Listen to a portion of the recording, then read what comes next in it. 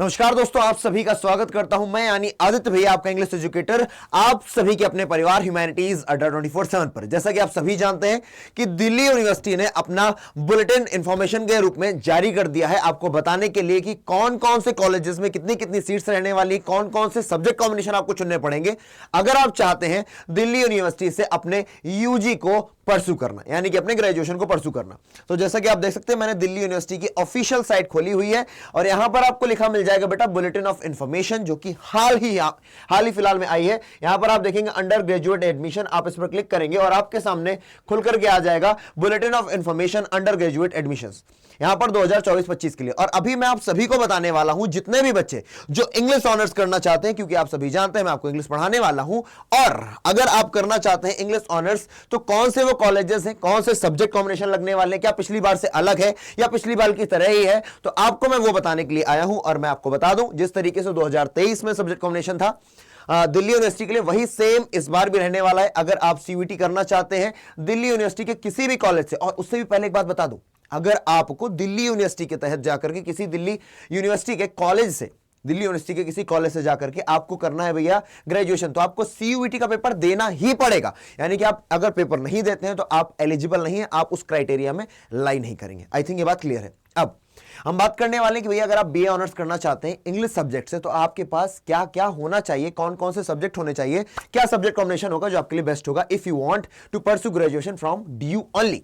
तो सबसे पहले मैं आपको बता दूं, यहां पर लिखा हुआ है candidates must appear CUET. CUET आपको देना ही देना है, प्लस आपको इंग्लिश लेनी पड़ेगी। लैंग्वेज की जो लिस्ट ए है उससे आपको इंग्लिश आपके क्या बोलते हैं कि डोमेन में होनी चाहिए, यानी कि आपके पास 3 डोमेन और 1 लैंग्वेज होनी चाहिए। बच्चे पूछते हैं क्या जीटी चाहिए, जनरल टेस्ट चाहिए?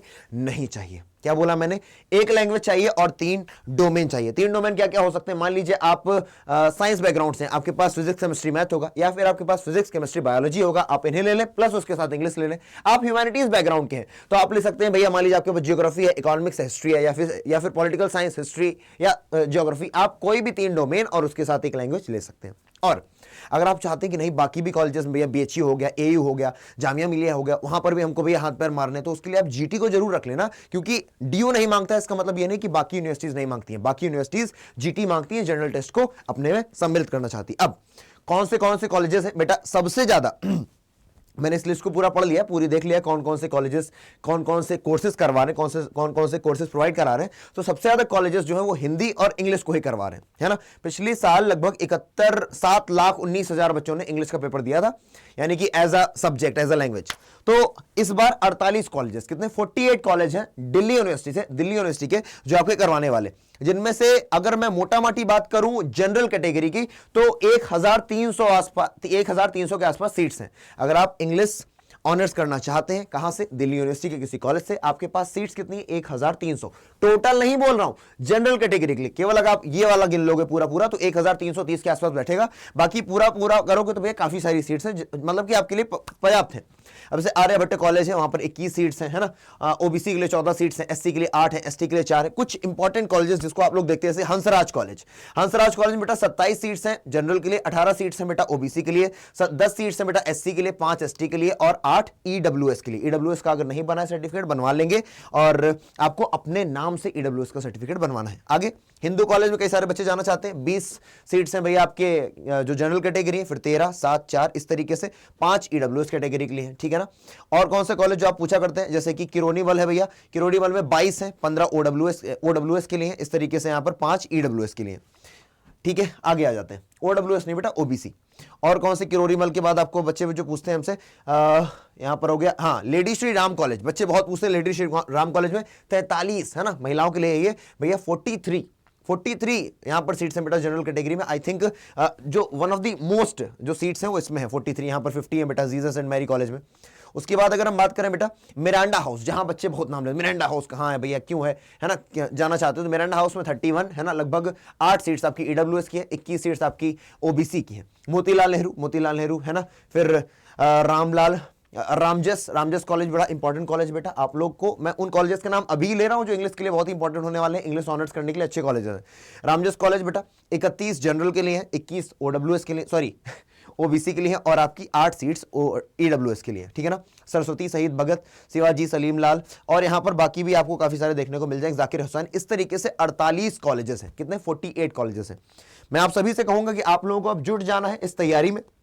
अगर आप अभी तक नहीं जुटे हैं तो आपको मैं बता दूं कि CUET अड्डा, मैं आपको बता दूं कि किस तरीके से अड्डा 24/7 आपकी मदद कर सकता है आपके नंबर रेस करने में। चाहे आप कोई भी डोमेन की तैयारी क्यों ना कर रहे हो, आप जाएंगे अड्डा 24/7 पर, आप लैपटॉप के थ्रू जा सकते हैं, आप मोबाइल के थ्रू जा सकते हैं, ऑल कोर्सेज पर जाएंगे और आप जाएंगे भैया UG and PG entrance exams में। आप यहां पर जाकर के देखेंगे CUET यूजी। अगर आप आर्ट्स की हैं तो आप आर्ट्स को परस्यू करेंगे, साइंस या कॉमर्स, क्योंकि मैं इंग्लिश पढ़ाता हूं और हर किसी में आपको कॉमन मिलने वाला हूं, ठीक है ना।